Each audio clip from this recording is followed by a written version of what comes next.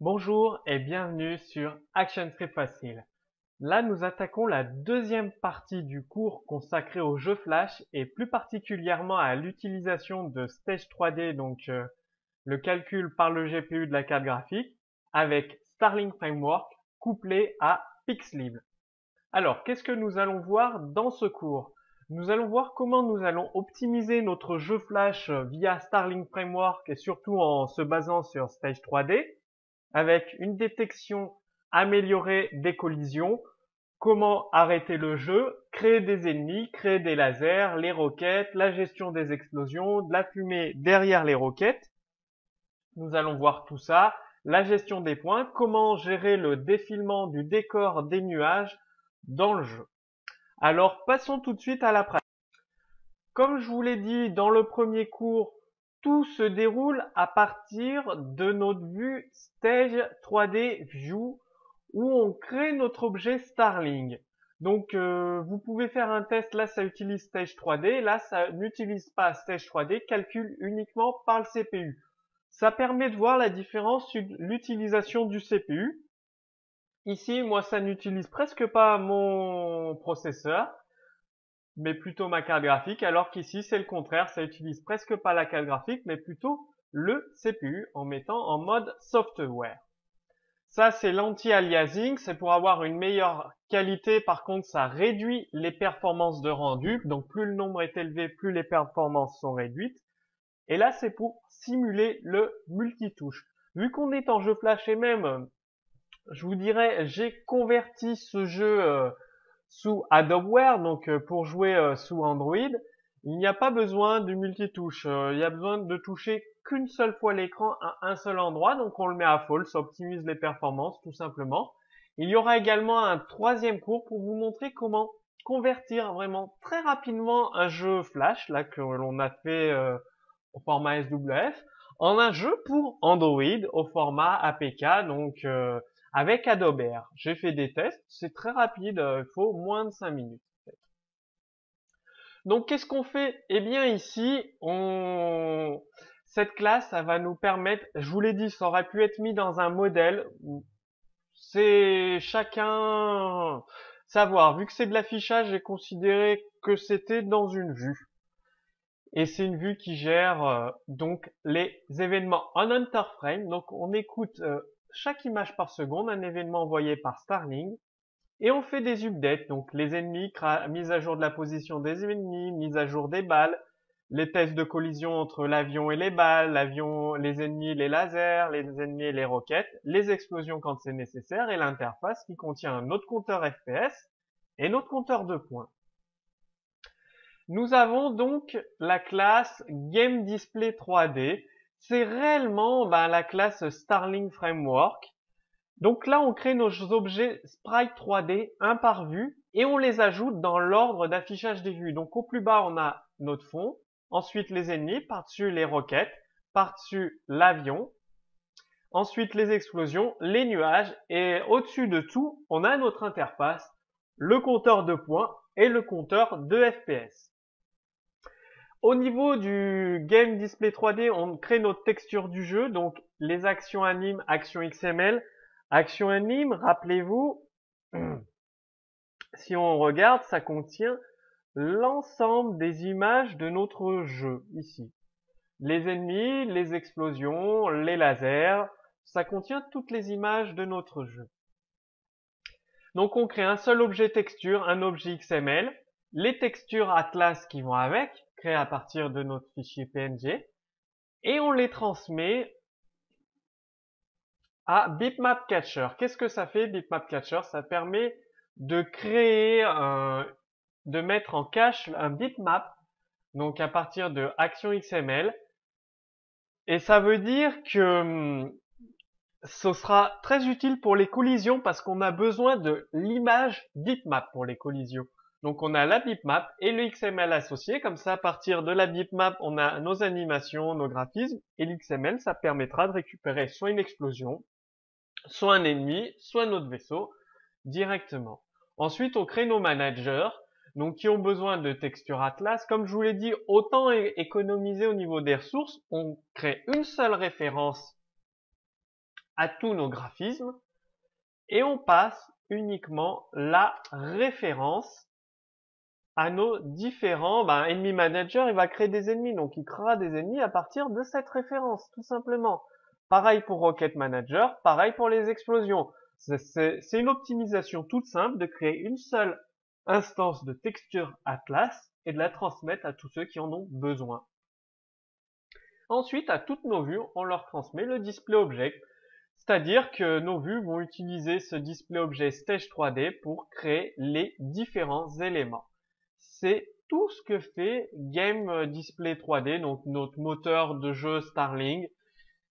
Il crée le minimum, les displays objets Stage 3D, les textures Atlas. Bon, là, il y en a qu'une parce qu'après, pour le background et les nuages, elles sont à part. Si on regarde background cloud, c'est des textures à part.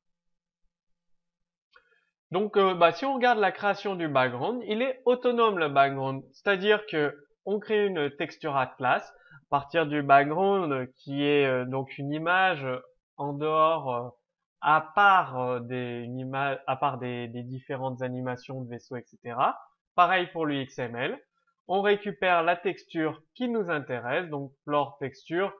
Je vous ai expliqué dans un précédent cours comment ça fonctionnait ces fichiers XML. Donc c'est le nom de la texture à récupérer avec le nombre d'animations autour. On crée notre movie clip, on en crée 3 qu'on mettra les uns à la suite des autres parce qu'il y a 3 images différentes. Ça nous permet de faire défiler le décor tout simplement. Donc les 3 se placent les unes à la suite des autres en fonction de l'Hunter Frame et ça nous fait un défilement de notre décor sans que le joueur s'en rende compte. Bon, on voit bien que c'est les mêmes images, mais le défilement du décor reste fluide avec 3 images les unes à la suite des autres. Tout simplement. Après, il y a moyen d'optimiser en utilisant uniquement 2 images. Bon, si on veut, on peut faire un décor beaucoup plus grand en prenant 20 images. Bien évidemment, on va pas créer 20 movie clips. On prendra par exemple 2 ou 3 movie clips et on changera la current frame comme j'ai fait ici. Là, on le met sur la frame 0, c'est le début du décor, la frame 1 et la frame 2. Si on garde le background, frame 0, frame 1, frame 2, on les met les unes à la suite des autres. Donc les movie clips, on les positionne les uns en dessous des autres, ici, ici et ici. Et donc on change l'image courante. Tout simplement, ça c'est la gestion de notre décor. Bon, pour la gestion des nuages, c'est la même chose. Là, on utilise seulement 2 movie clips. Il n'y en a pas besoin de plus. Avec des images différentes aussi, parce que le décor a des images, de nuages a des images. Il suffit de regarder. On l'ouvre. On voit qu'il y a 2 images différentes dans le movie clip. Donc, on n'en prend que 2. Ça, c'est pour la création. Après, la création de notre avion, c'est là où il y a le mouvement. Par exemple, on va bouger l'avion avec la souris. Eh bien, pareil, on récupère à partir de la texture Atlas qui est transmise ici, Fighter. Si on regarde les textures, le nom des animations, j'appelle ça des animations, il y en a une qui s'appelle Fighter ici. Ça va se positionner directement sur l'avion, on l'ajoute sur notre scène. On écoute un Hunter Frame classique. C'est le Event un Hunter Frame Stage 3D, bien évidemment, qui est ici. Ça, il n'y en a pas besoin. Ça non plus, il n'y en a pas besoin. Donc, sur chaque Hunter Frame, et pareil, à chaque fois que la souris bouge, eh bien, on met à jour. Quand la souris bouge, on vérifie si le joueur touche l'écran ou pas. On le sait, ça veut dire, si le joueur touche l'écran, il tire. Donc, c'est-à-dire, s'il appuie sur la souris, il tire. Sinon, il ne tire pas. Et on met à jour également la position de la souris dans mouse X et mouse Y, qui sont des variables de la classe des numbers pour stocker la position de la souris. Donc ça, c'est ce qu'on fait sur le OnTouch, une mise à jour régulière. Et sur le OnHunterFrame, eh bien on déplace tout simplement notre vaisseau avec un offset pour mettre la souris au centre du vaisseau. Et si il tire, comme ici, quand il a appuyé sur la touche de la souris, eh bien on lance une roquette, tout simplement. Alors, après, qu'est-ce qu'on a? On a tous les différents managers, donc l'avion que je viens de vous montrer ici, le background. Enemy Manager, eh bien, rappelez-vous, on lui a transmis une texture Atlas. Ça permet de créer la frame ennemi. Et ici, eh bien, quand il y a besoin d'un ennemi, alors quelque part on doit avoir add ennemi, eh bien, on ajoute un ennemi en faisant un new enemy. On regardera la classe new enemy tout à l'heure. On lui transmet la frame, le nom et la largeur de la scène pour qu'il apparaisse aléatoirement.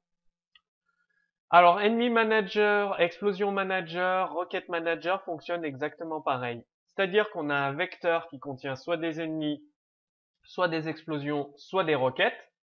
Et à chaque fois qu'on crée un ennemi, eh bien, on ajoute l'objet ennemi dans notre tableau voilà, dans notre tableau vecteur. En fait, les vecteurs, c'est des arrays optimisés où on peut directement définir le type de ce qu'on attend dans ce tableau. Et sur les updates, qui est appelé par Stage 3D View, ici, qu'est-ce qu'on fait sur le update? On met à jour la position des ennemis en appelant onenemy.update. Il se met à jour en position tout seul. S'il sort de l'écran, on le supprime tout simplement via une méthode dispose sur l'ennemi et on appelle sa méthode dispose qui rappelle remove. J'ai préféré séparer dispose et remove. Pour certains jeux, ça peut servir. Dispose, ça supprime toute la ressource utilisée par l'ennemi, les ressources, les variables et tout ça. Remove, ça peut le supprimer uniquement de l'écran. Bon, là, ça fait la même chose. Dans ce cas-là, c'est une habitude que j'ai pris. Donc, un ennemi, on a sa frame et le nom. Eh bien, on crée un nouveau movie clip. On l'ajoute parce qu'un ennemi est animé. On le positionne. Bon, c'est la classe matutile que je vous ai montré dans un précédent cours sur ActionScript Facile pour convertir des degrés en radians, etc.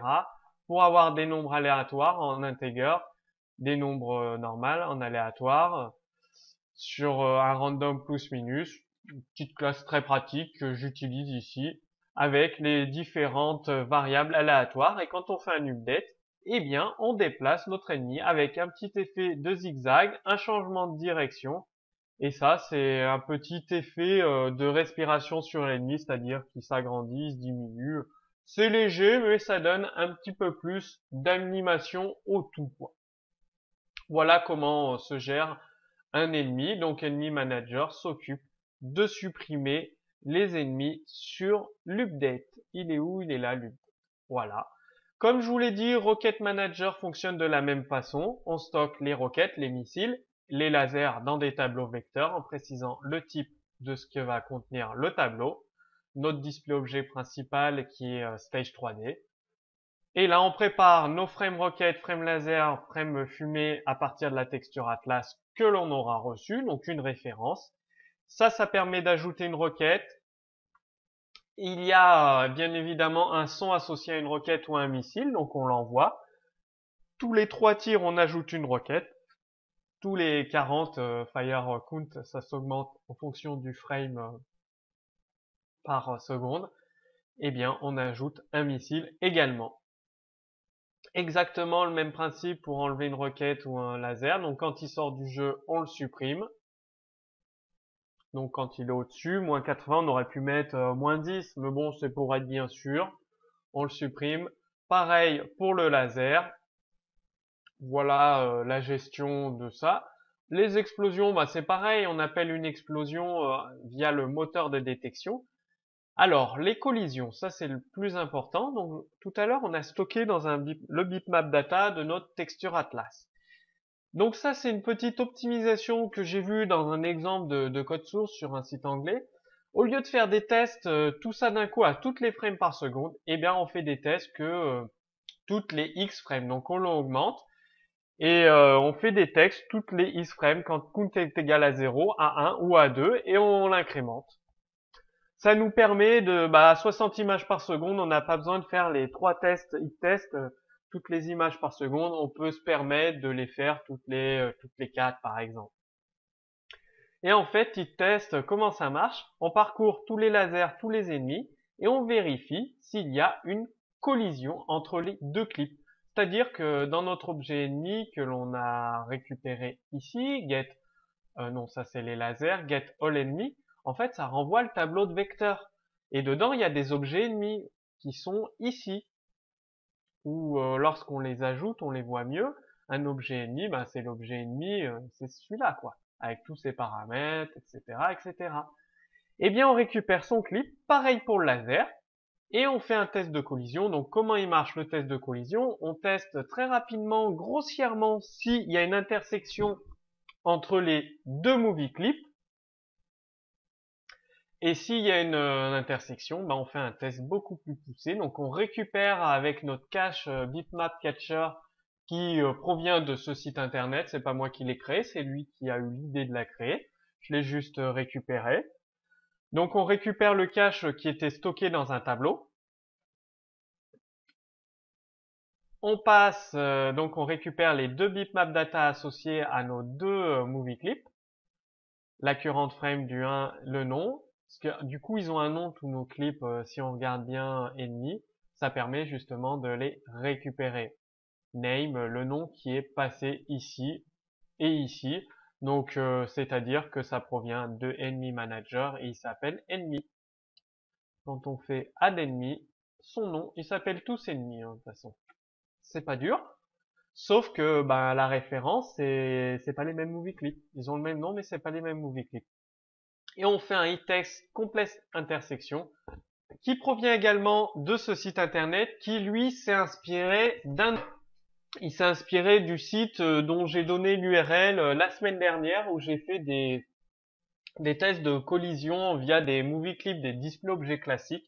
Il a repris cette classe et il l'a adaptée à Starling Framework. Donc ça permet, je vous renvoie directement au cours AS3 Facile sur les tests de collision beaucoup plus précis. C'est exactement le même principe de fonctionnement dont on teste deux movie clips en passant les bitmap data. Et s'il y a une intersection, eh bien on renvoie un rectangle qui a une largeur différente de 0. Le rectangle permet de trouver les coordonnées du point d'intersection entre les deux clips. Et en fait, pour les trois tests qu'il y a ici, on utilise la même méthode, test de collision. Et évidemment, si le test de collision, donc si la largeur du rectangle est supérieure à 0, différente de 0, eh bien il y a une collision. Donc là, c'est l'ennemi avec un avion. Donc fin de partie, commande fin de partie. On informe les vues qu'il y a une collision pour qu'elles se mettent à jour. On joue un son, l'explosion d'un avion. Et on met à jour le score, donc la vue qui vient de perdre, on lui enlève 34 points. Là, c'est si une requête a touché un ennemi, on rajoute 5 points, on joue le son comme quoi il y a eu ça a été touché, un ennemi a été touché, et également on envoie un événement pour informer les vues d'une collision. Exactement la même chose, sauf que là on donne 8 points quand c'est un laser qui touche un ennemi. Et sur le test, pareil, on informe les vues d'une collision et d'une commande. Donc je sais que j'ai passé très rapidement sur la création de ce jeu. Vous avez les commentaires, il y a déjà des bons tutoriels, il y en a deux que je vous ai donnés. Un il y a quelques jours, plus celui-là où je parcours le jeu, les explications. De toute façon, si vous avez besoin d'explications supplémentaires, n'hésitez pas à poser vos questions juste sous cette vidéo. Il n'y a aucun problème, j'y répondrai avec plaisir. Donc là, je vais vous remontrer un petit ce que ça donne à l'écran. Donc le jeu se charge et on a notre jeu et voilà, bon là j'ai perdu, collision. J'ai perdu. Donc je tire, les roquettes sortent, les lasers quand un ennemi est touché. Voilà, le décor qui défile. Les nuages. Donc là, on est un peu moins rapide que 60 fps parce que j'enregistre l'écran avec un logiciel. Donc ça ralentit mon PC. Mais bon, voilà un petit peu à quoi ressemble le jeu. Comme d'habitude, vous trouverez le code source complet du jeu Afterburner sous cette vidéo. Bon, soit vous pouvez améliorer le jeu, par exemple, j'avais dans l'idée de rajouter des points de vie aux ennemis au vaisseau. Quand ils sont touchés par un laser, ils perdent moins de points de vie.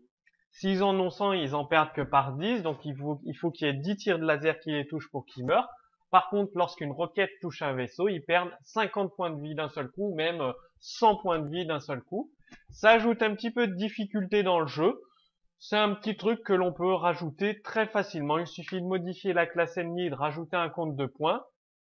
Et dans le test de collision du modèle, à chaque fois qu'un ennemi est touché, bah, sur l'objet ennemi, on lui dit, bah, on appelle une méthode .touch by la hit by laser ou hit by rocket. Et automatiquement, l'objet ennemi décrémente son nombre de points de vie. Et bah, s'il est mort, il renvoie true ou false. S'il renvoie true, ça veut dire qu'il est mort. Donc nous, on envoie nos événements comme quoi l'ennemi est mort avec la gestion du son, etc. Si on reçoit false, eh bien, ça veut dire que l'ennemi est toujours vivant. Donc on n'envoie pas nos événements comme quoi la gestion du son d'une explosion, etc.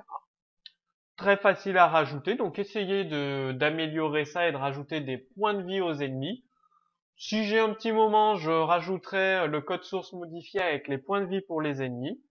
Puis voilà, et si vous avez déjà développé des jeux Flash ou avec R, avec Starlink Framework, n'hésitez pas à les poster ci-dessous. Et dans le troisième cours vidéo, nous allons voir comment convertir très facilement ce jeu Flash au format SWF. Donc comment le convertir en jeu pour Android en passant par Adobe Air.